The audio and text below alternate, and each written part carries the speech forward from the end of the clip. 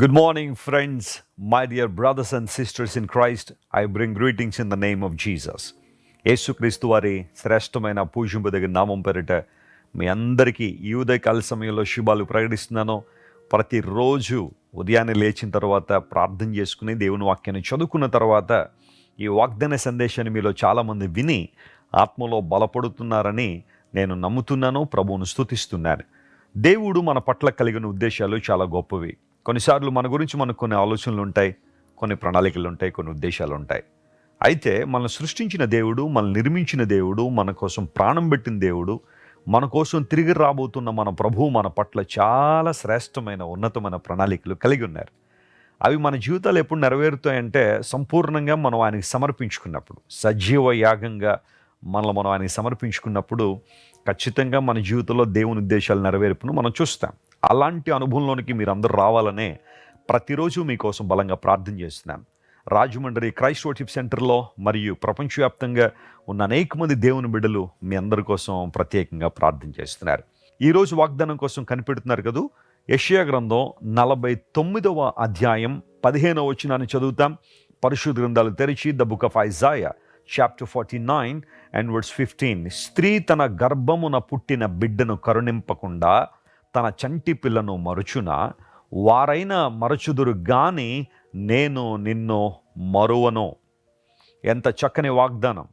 మనందరికీ స్ఫూర్తిని మరియు ప్రేరణ ఇస్తున్న వాగ్దానం ఇది. స్త్రీ తన చంటి బిడ్డను మరవడం సాధ్యమా? వాస్తవానికి తల్లి ప్రేమ చాలా గొప్పది.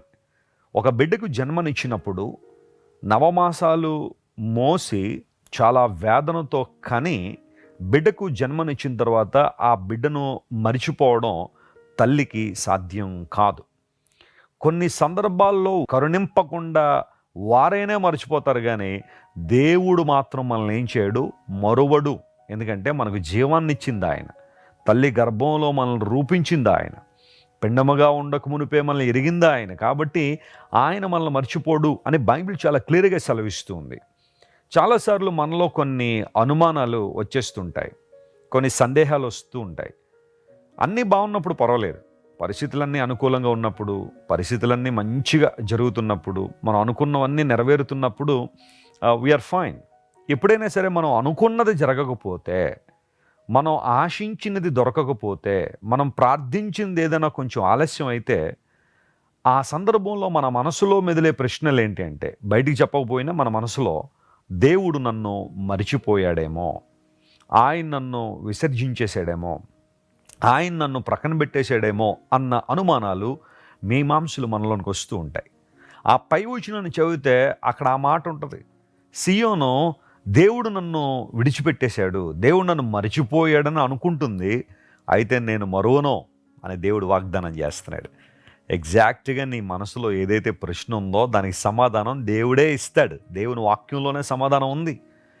ఈరోజు నువ్వు ఎదుర్కొంటున్న రోగాన్ని బట్టి, డాక్టర్లు ఇస్తున్న రిపోర్ట్స్ని బట్టి నీవు కూడా ఏమోనండి, దేవుడు నన్ను మర్చిపోయాడేమోనండి, నా ప్రార్థనలన్నీ ఏమైపోయినాయి, నా భక్తి అంతా ఏమైపోయింది, నా సమర్పణ అంతా ఏమైపోయింది, ఆయన్నే నమ్ముకుని ఉన్నాను, ఆయన్నే పట్టుకుని ఉన్నాను, నాకెందుకండి ఈ శ్రమ అనే ప్రశ్న నీలో ఉందేమో. My dear brother and my dear sister, listen to me. God hasn't forgotten you. దేవుడు నిన్ను మర్చిపోలేదు. ఆయన తన చేతుల్లో నిన్ను చెక్కుకున్నాడు. నేను నిన్ను మరువ జాలను అని దేవుడు వాగ్దానం చేశాడు. నిత్యము ఆయన జ్ఞాపకములలో, ఆయన తలంపులలో నువ్వు ఉన్నావు. స్తోత్రం చెప్పండి, హల్లెలూయా. దేవుని గ్రంథాన్ని జాగ్రత్తగా మనం పరిశీలన చేస్తే, దేవుడు నోవహును జ్ఞాపకం చేసుకొనెను అనే మాట ఆదికాండం 8వ అధ్యాయంలో మనం చూస్తాం. గాడ్ రిమెంబర్డ్ నోవా అంటే దేవుడు మర్చిపోయాడు, అయ్యో ఇప్పుడు జ్ఞాపకం చేసుకుంటానని కాదు అక్కడ అర్థం. ఆయన తలంపుల్లో నోవహు ఉన్నాడు. ఏ సమయంలో నోవహును ఓడలోనికి పంపించాలి, ఏ సమయంలో మరలా దానిలోంచి బయటికి తీసుకురావాలనేది దేవుడు పర్యవేక్షిస్తూనే ఉన్నాడు, ఆయన గమనిస్తూనే ఉన్నాడు. నేను అనుకుంటాను, దేవుడే గనక నోవహును మర్చిపోయి ఉంటే నోవహు ఆ ఓడ లోపలే చనిపోయి ఉండేవాడేమో, ఆ ఓడ లోపలే ఉండిపోయేవాడేమో అతని కుటుంబం. కానీ దేవుడు నోవహును జ్ఞాపకం చేసుకుని వెలుపలు తీసుకొచ్చాడు. ఆయన ప్రణాళికలు తన జీవితంలో నెరవేర్చబడని దేవుడు ఆశించాడు. ఈరోజు బహుశా నీ జీవితంలో కూడా ఒక శ్రమలో, ఒక ఇబ్బందుల్లో, ఒక ప్రతికూల వాతావరణంలో నీవు ఉన్నావేమో. దేవుడు నిన్ను జ్ఞాపకం చేసుకుంటున్నాడు. ఆయన నిన్ను మర్చిపోలేదు. తన రక్తం పెట్టి నిన్ను కొనుక్కున్న దేవుడు నీకోసం ప్రాణం పెట్టిన దేవుడు, సిలువలో త్యాగం చేసిన దేవుడు, నీకు ప్రతిగా వెలను చెల్లించిన దేవుడు, క్రయధనాన్ని చెల్లించిన ఆ దేవుడు నిన్నెందుకు మర్చిపోతాడు? ఆయన నిన్నెందుకు వదిలిపెట్టేస్తాడు? ఈరోజు ఇదే వాగ్దానాన్ని క్లెయిమ్ చేసుకుని ప్రభువును స్తుతించు, ఆయన ఆరాధించు. ప్రభువా, నన్ను క్షమించండి, కొన్నిసార్లు నాకు వస్తున్న ఆ బాధలను బట్టి, సఫరింగ్స్ని బట్టి, నేను ఎదుర్కొంటున్న హార్డ్షిప్స్ని బట్టి నేను ఇలా అనుకుంటున్నాను నువ్వు నన్ను మర్చిపోయావు అని. కానీ ఈరోజు నీ వాగ్దానం ద్వారా నన్ను ధైర్యపరిచావు. నీవు నన్ను మర్చిపోలేదు కనుక నీకు స్తోత్రాలయ్యా అని ప్రభువుని స్తుతించడం ప్రారంభించండి. స్తుతి మీ జీవితాలు మారుస్తుంది. దేవుడు ఎప్పుడూ నేను మర్చిపోలేదు, మరిచిపోడు కూడా. ఆయన నమ్మదగినవాడు, విశ్వాస్యత కలిగినవాడు, తన నమ్మకత్వాన్ని మన జీవితంలో రుజువుపరచగలిగే సామర్థ్యం కలిగినవాడు. ఆయన వైపు చూద్దామా? కళ్ళు మూసుకోండి. ప్రార్థన. ప్రేమగల తండ్రి, చాలాసార్లు మేము కూడా దేవుడు నన్ను విడిచిపెట్టేశాడేమో, మర్చిపోయాడేమో అని అనుకుంటూ బాధలను అనుభవిస్తూ ఇబ్బందుల్లో ఉన్న మమ్మల్ని క్షమించండి. నీవెప్పుడూ మమ్మల్ని మర్చిపోలేదు, మర్చిపోవు కూడా. ఇదే వాగ్దానం మా మనసుల్లో, మా హృదయాల్లో నాటుకుని నీ కొరకు జీవించడానికి సహాయం చేయండి. నీ కృపలో వర్ధిల్లడానికి సహాయం చేయండి. నువ్వు ఎంతైనా నమ్మదగిన దేవుడు నాయన, బలమిచ్చువాడు గనుక నీకు స్తోత్రాలు. ఈరోజు మా పిల్లలు ఎంతమంది అయితే ఇబ్బందుల్లో, కష్టాలు ఉన్నారో వారందరినీ వాటి నుండి బయటికి తీసుకురమ్మని కోరుతున్నాం ప్రభువా. మేలు చేయండి. అనారోగ్యంతో ఉన్న వారికి స్వస్థత ఇవ్వండి. ఇబ్బందుల్లో ఉన్న వారికి విడుదల దయచేయండి. మానసిక రుగ్మతల చేత సతమతమవుతున్న వారికి విడుదల దయచేయండి. ఆర్థికంగా చితికిపోయిన వారు లేవనెత్తండి. పరిపూర్ణమైన నీ బలము, నీ ఆత్మశక్తి ప్రతి ఒక్కరికి దయచేసి నీ కృపలో వాడుకోనండి. ఘనత మహిమ నీకే చెల్లిస్తూ యేసయ్య నామం పేరిట అడుగుచున్నాం తండ్రి. Amen, amen. God bless you friends. Have a wonderful day. Christ worship centre ఓ బలమైన సంఘ ఉద్యమం. కొన్ని సంవత్సరాల క్రితం కేవలం ఇద్దరితో ప్రారంభించబడిన పరిచర్య నేడు ప్రపంచవ్యాప్తంగా లక్షలాది మందిని ప్రభావితం చేయుచున్నది.